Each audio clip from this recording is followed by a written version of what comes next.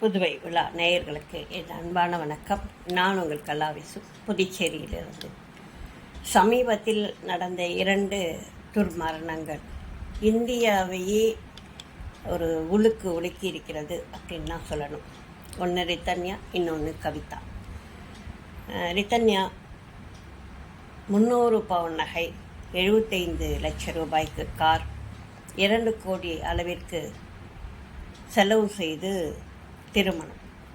இந்த ரித்தன்யாவினுடைய வாழ்க்கை 2 மாதங்களிலேயே முடிந்திருக்கிறது அப்படிங்கிறது மிகப்பெரிய ஒரு கொடுமை. அவன் மாமியார், மாமனார் 3 பேரும் சேர்ந்து செய்த டார்ச்சர் இருக்கு பாருங்கள். அந்த பொண்ணால் தாங்கவே முடியாமல் அந்த பொண்ணு மரணத்தை தேடி இருக்கிறது.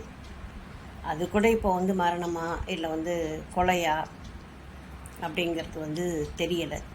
இருந்தாலும் இத்தனை செலவு செய்து ஒரு பெண்ணை சந்தோஷமாக இருக்கணும் அப்படின்னு நினச்சி கொடுத்த அப்பாவுக்கு இந்த வலி எத்தனை அதிகமாக இருக்கும் அப்படிங்கிறத நீங்கள் யோசனை பண்ணி பார்க்கணும். அதுக்கு அடுத்ததாக கவிதா. இவ்வளோத்துக்கும் ஹைகோர்ட்டு வக்கீலாக இருந்திருக்கு. அந்த பெண்ணுக்கு இந்த நிலைமை அப்படின்னு சொன்னால் என்ன சொல்கிறதுனே புரியல. ரித்தன்யாவுக்காவது கல்யாணம் ஆகிற வரைக்கும் கணவன் எப்படி இருப்பான் அப்படிங்கிறது தெரியாமல் இருந்தது. இந்த பொண்ணுக்கு கல்யாணத்துக்கு முன்னாடி ஆறு தான் வேணும், இதை தான் நீங்கள் வாங்கி கொடுக்கணும், அப்படி இப்படின்னு நிறைய டார்ச்சர் கொடுத்துருக்குறான். 1 லட்ச ரூபாய்க்கு டைனிங் டேபிள் வேணும்னு கேட்டானா. 400 மேட்டு வாங்கியிருந்துருக்கிறான், கால் மீதி. இதை மாதிரி நிறைய அப்போவே நிறைய செலவு பண்ணியிருந்துருக்கான், நிறைய டார்ச்சர் கொடுத்துருந்துருக்கான். இந்த பொண்ணு கொஞ்சம் சுதாரிச்சிருக்கக்கூடாதா? இவ்வளோத்துக்கும் அவர் இராணுவத்தில் மருத்துவராக இருக்கிறாரு அப்படின்னு சொல்லும்போது இராணுவம் எத்தனை கட்டுப்பாடுகளோட இருக்கும். இராணுவத்தில் பணி செஞ்சால் அவங்க மிகுந்த மன கட்டுப்பாடுகளோடு இருப்பாங்க அப்படிங்கிறது எல்லோருக்கும் தெரிந்த ஒரு விஷயம். ஆனால் அந்த இடத்துல இருந்துக்கிட்டு கல்யாணம் ஆகி 3 மாதம் ஆகியும் அவன் இந்த பொண்ணை தொடாமலே இருந்திருக்கிறான். அவ்வளோ டார்ச்சர் கொடுத்துருக்குறான். அந்த பொண்ணு எக்ஸ்ட்ரீம் லெவல் போயிட்டு கார்டியாக் அரெஸ்ட்டு அப்படிங்கிறாங்க. நெத்தியில் காயம் இருக்குங்கிறாங்க, பின் மண்டையில் காயம் இருக்குங்கிறாங்க.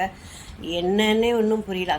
அந்த பொண்ணோட மரணமும் கொலையான்னு தெரியல. இந்த பொண்ணுடைய மரணமும் கொலையான்னு தெரியல. ஒரு பெண்ணை பெற்று வளர்த்து கல்யாணம் பண்ணி கொடுத்து அந்த பொண்ணு சந்தோஷமாக இருக்கணும் அப்படின்னு தானே எல்லா பெற்றோர்களும் நினைப்பாங்க. திருமணம் செய்து உடனடியாக அந்த பொண்ணுக்கு இவ்வளோ ஒரு டார்ச்சர் கொடுக்கணும் அப்படின்ற ஒரு நிலைமையில் எப்படி ஆண்கள் வராங்க அப்படிங்கிறதே புரிய மாட்டேங்குது.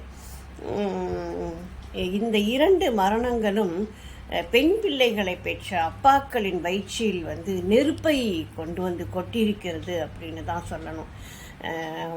ஒவ்வொரு மகளும் அப்பாவுக்கு ராஜகுமாரி, தன்னுடைய தேவதை, தன்னுடைய அம்மாவே மகளாக பிறந்திருக்கிறா அப்படின்னு நினச்சி தான் ஒவ்வொரு தந்தையும் அந்த குழந்தைய அப்படி தாங்குவாங்க. ஆனால் திருமணம் செய்து வைக்க வேண்டியதானே இருக்குது. அந்த பெண்ணை நல்லபடியாக வாழணும், அடுத்த தலைமுறை உருவாகணும் அப்படின்னு தானே எல்லா பெற்றோரும் நினைப்பாங்க.